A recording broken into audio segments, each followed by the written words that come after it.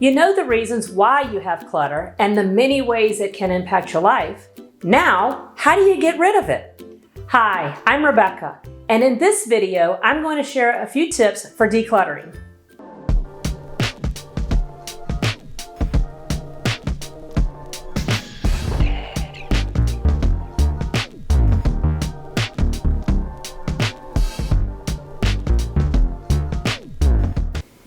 Did you know that 54% of Americans are overwhelmed by the amount of clutter that we have? But 78% of us have no idea what to do with it. So how can we begin to declutter our spaces? There are so many books and articles, websites, and even TV shows that give us different ways to helping us to decluttering our life.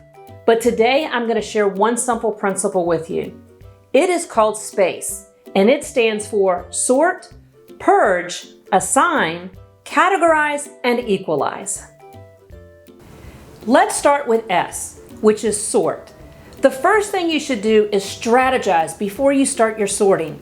What most people actually do is they attack everything by first pulling it all out, and then they get so overwhelmed that they just throw it all back in. No matter what you are organizing, whether it's from papers to clothing to tools or even sports equipment, start by grouping your similar items to see what you have. You want to clear a space on the floor or maybe in a corner of the room, or put a circle in the room and start to put things into its own categories. Identify what's important to you and group similar items together. For example, if you're doing a whole room, your categories could be things like clothes or books or photos or tools or paper. But maybe if you're sorting an individual category like clothes, you might want to break them down further like pants, shirts, dresses, and even shoes. You want to resist the urge to focusing on throwing anything out right now. It's much easier to decide what to toss once you have some perspective of how much you've even accumulated in each category. So P is for purge. Decide what you can live without and getting rid of it. You will run across plenty of items that you no longer either want, need, or love. Purge them out of your life and your space. Going pile by pile and reviewing the contents and asking yourself these questions. Do I use this? Do I love it? If no, then put it in the pile that's labeled toss, donated, or undecided. Now the undecided one is more around the indecisions. We don't want that slowing your process down. If you answered yes to this, keep it and then answer these next couple of questions. Is it in good condition? How many of these do I have? How many do I really need? As you answer these questions, then you're going to decide. Keep it, and these are the items you love and use or wear, and put the rest in the appropriate piles, either tossed, donated, or undecided. When you put the toss pile, you're going to put it directly into the trash. If you donate it, you're going to call a charity to come and pick it up. And the undecided pile is going to go in a garbage bag or a box, and you should date it. Then you're going to take it to some place like your garage or a storage area. If you miss an item from that pile, go ahead and retrieve it. However, if after 6 months go by and you've forgotten about what was in there, don't sort it again, just toss it or donate it. Keep this in mind. Most of us only use 20% of everything that we own. We wear the same 20% of our clothing every time. Purging is the toughest step to do, but one piece at a time, and you're going to get started in getting rid of some stuff. A is assign a home. So often disorganization happens because the things we're never really assigned a proper home, whether that's in our home or our office. You should decide where these items should be kept and where they will live at. Remember to make it logical, accessible, as well as safe. A place for everything and everything in its place.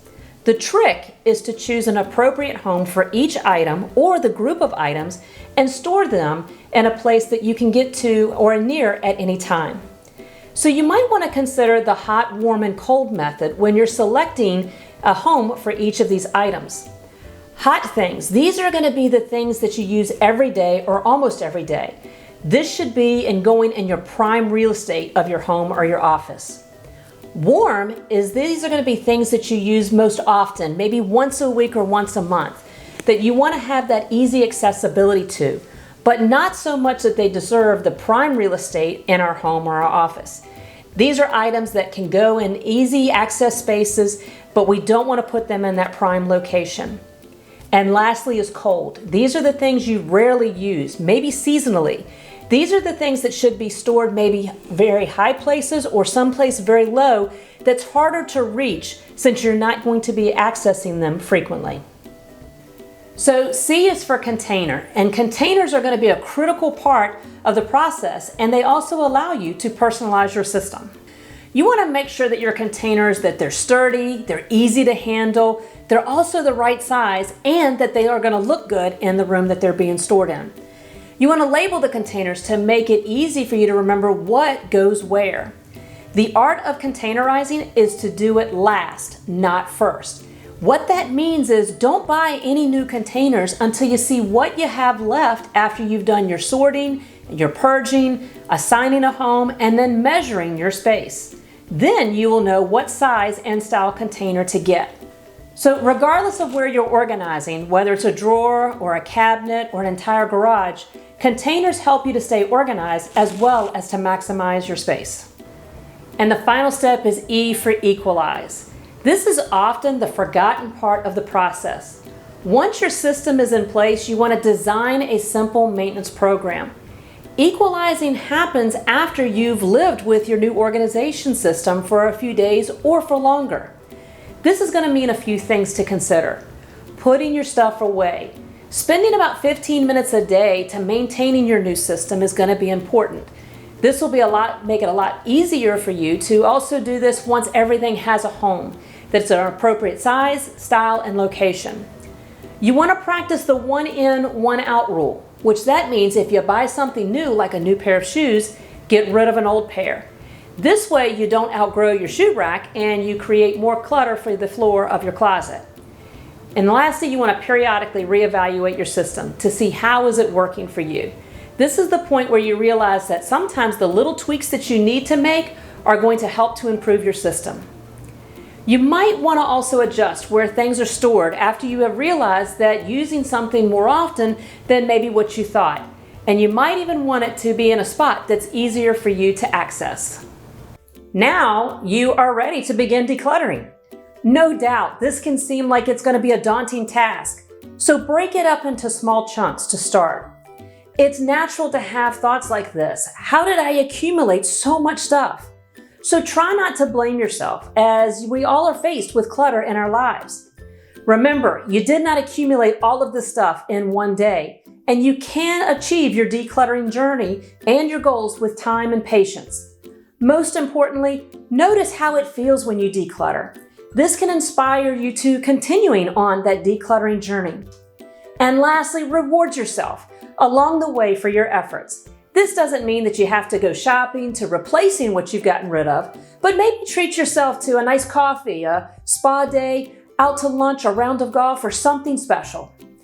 Once you've eliminated all that clutter, keep applying these strategies to keep it under control and see the positive difference it's going to make in your space as well as in your life.